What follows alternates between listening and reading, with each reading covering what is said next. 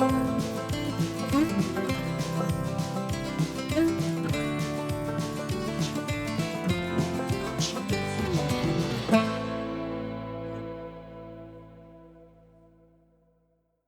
viewers to our series that we call ATS Agronomy series. My name is Afumbani Chilongo. With me here, I'm with Richard. Richard is also our agronomist based in Osaka. So we're here to discuss about growing tomatoes, our recommendations, and generally the program. So Richard, what are some of the key pests that the farmers should have at the back of the mind? Even as agronomists, as we are designing these cropping programs, what are the key pests that we should look out for? You look at the soil insects, soil pests that you can have. So in that case, you have your nematodes. So the nematodes tends to affect the roots. And normally you notice you see those development of nodules on the roots. And then you also have your cutworms, which usually affect the small crops. They usually cut the stems or the roots underneath there. And then next to that, you have aphids that tend to feed on the foliage. You have your leaf miners, and most devastating, we have Tuta absoluta. So it tends to really affect the tomato crop, at least in most areas of Zambia, like from what we've seen. Then next to it, you also have issues of spider mites and also thrips. Yeah, so these tend to reduce on the photosynthetic areas of the plants. Yeah, so those are things you need to look at. Then lastly, you can also look at the insects that affect the fruits. So you have the fruit worms, then also your bollworms.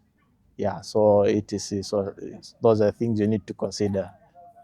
All right, that's great. Our viewers, just to summarize from the whole list that Richard has given us, we can subdivide them into two groups, those which are chewing and those which are sucking.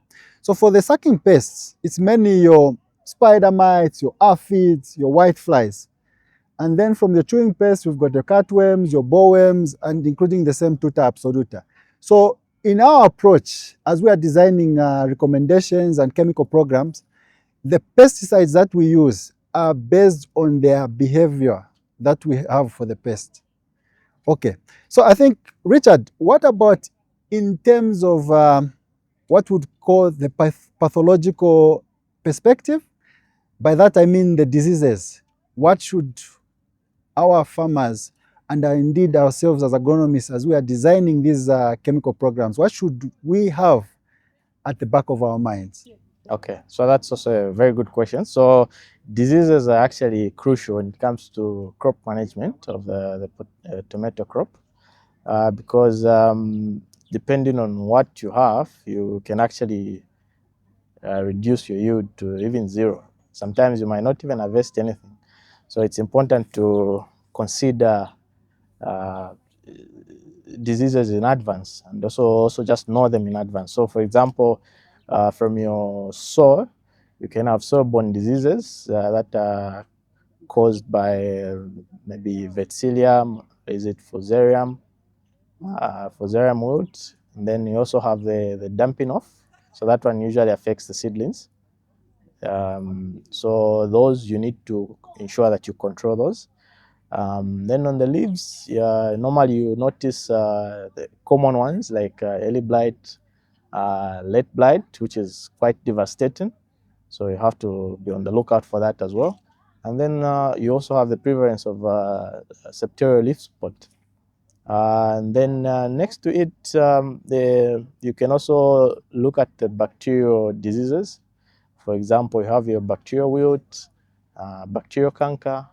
So those are the things you need to look at, and also just be ready in advance. I would also like to add one. It's usually a problem, especially when you start getting warm weather as you're coming out of the winter, and that is powdery mildew. So we normally experience it around this part of the country, July, August, September. So farmers should look out for powdery mildew as well. So I think well said, and you've put it right there. So It's usually the soil-borne and those that are above the ground, that diseases that they need to look out for. And many your diseases, just like the insect pests, will spoil the quality of your tomato, which is your produce. Hence, your value will reduce, and it also reduces your yield.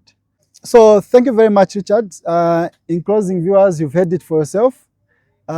These are some of the key pests and diseases that we need to look out for as farmers, and indeed as ourselves as agronomists, as we are designing the chemical programs.